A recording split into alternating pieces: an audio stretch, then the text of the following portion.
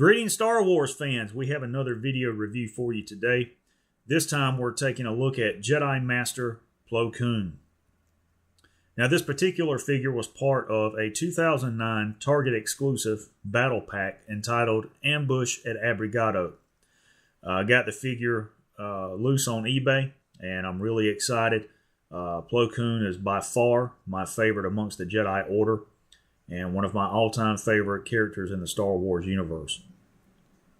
Now, before I get into the actual review of the figure, I wanted to take a few minutes and discuss Plo Koon's background, as well as the history of the Kildor people, for those of you who may not be familiar with him, or the history of the race of which he is a part. Plo Koon was a Jedi Master during the Clone Wars era, and he served as a general in the Army of the Republic against their fight with the Separatists. He also held a seat on the Jedi High Council. Plo Koon was a very soft-spoken and very humble individual, but very serious-minded and strong-willed. Plo Koon was an adept starfighter pilot and very skilled with a lightsaber. Very powerful in the Force. He had a very strong connection to the cosmic force, in which abilities such as force projection and force alter were used very frequently by Plo Koon. He even had the ability to use force alter to change elements on a molecular level, like changing water into ice, to his advantage. So he was not to be taken lightly. He had a strong telepathic bond with his niece, Sha Koon, who was also a Jedi Knight. And he is the first person to encounter Ahsoka Tano and take her to the Jedi Order for training.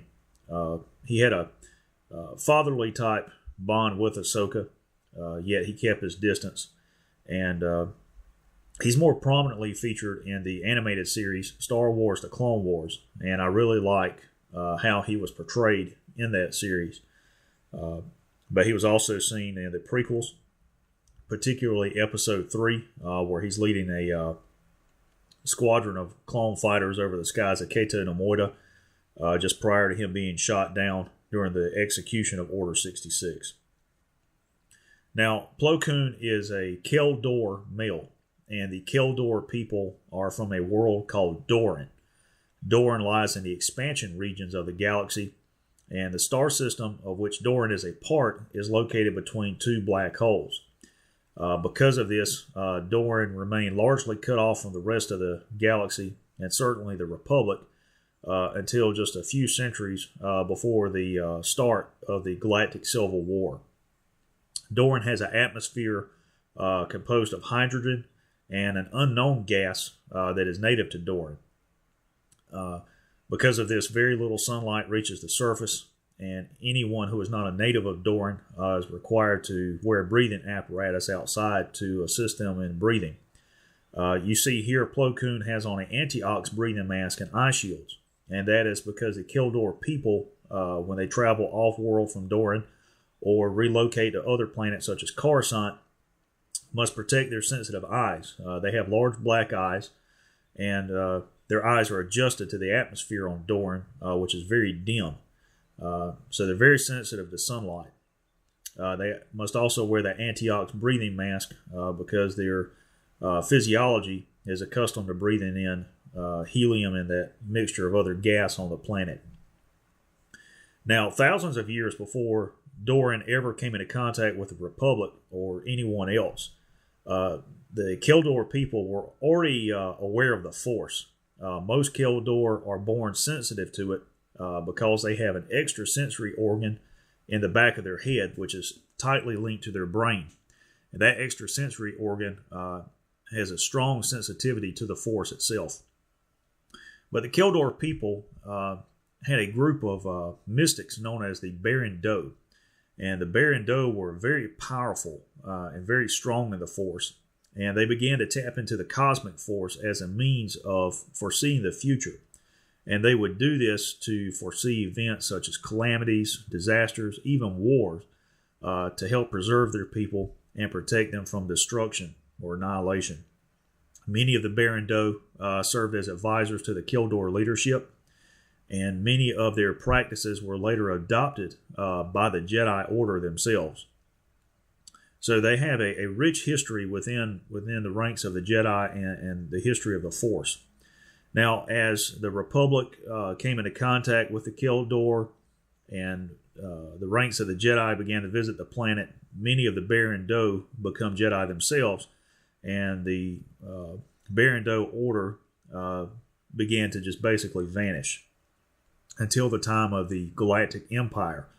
As the Jedi were beginning to be hunted down, many of the Kildor Jedi returned to their homeworld of Dorin and used the Barrando as a means to disguise their true identity. The only exception to this case is the fact that those Kildor who are the most strong in the Force have silvery eyes instead of black. And because of this, they were easily identified and killed by the Empire. So moving on to the figure itself, this action figure has 14 points of articulation. He has a head on a ball joint, which has a full range of motion, and a waist swivel. His shoulders will move forward and back and laterally. He has an elbow joint and also an elbow swivel and a wrist swivel. And his legs will move forward and back. Now, there is no knee joint and there is no ankle ball joint. However, the figure has a really awesome pose here that you can see from the positioning of his legs. There's a lot of detail there on his boots and on his Jedi robe, as well as the belt. And if you look at Plo Koon's middle claw, the Kildor people had 4 claws instead of fingers. The tips of those claws were very sensitive. And that piece right there is a claw guard. It was used not only to protect their claws, but the Kildor had developed a type of native martial arts form, and that claw was used as a weapon in conjunction with the Force. Here you can see his wrist gauntlet from his Jedi armor. And he is using a blue lightsaber. One variant, which is more screen accurate, has him using a yellow colored lightsaber. And his hood is a molded piece of plastic, which can snap off. And if I turn the figure back around, he comes with a molded hood that he can wear. Now, for comparison, I want to bring in another version of Plo Koon. This is from the 1999 Power of the Jedi line. Now, this is a more detailed and more accurate representation of Plo Koon, particularly with his Jedi garb, his under tunic, and his smock, as well as his robe. And there's a lot of great detail there on his hand. You can see his claw guard is very pronounced. It's a black color, and his head. So it's a really, really awesome looking action figure. I really like the way that he looks. Not a lot of articulation, but so far this is my favorite version of Plo Koon. But I just wanted to bring that in for comparison to the Clone Wars figure. So if you guys are trying to build your collection of Jedi, if you're like me and you really like the character, this is one version that I would definitely recommend that you guys go out and pick up.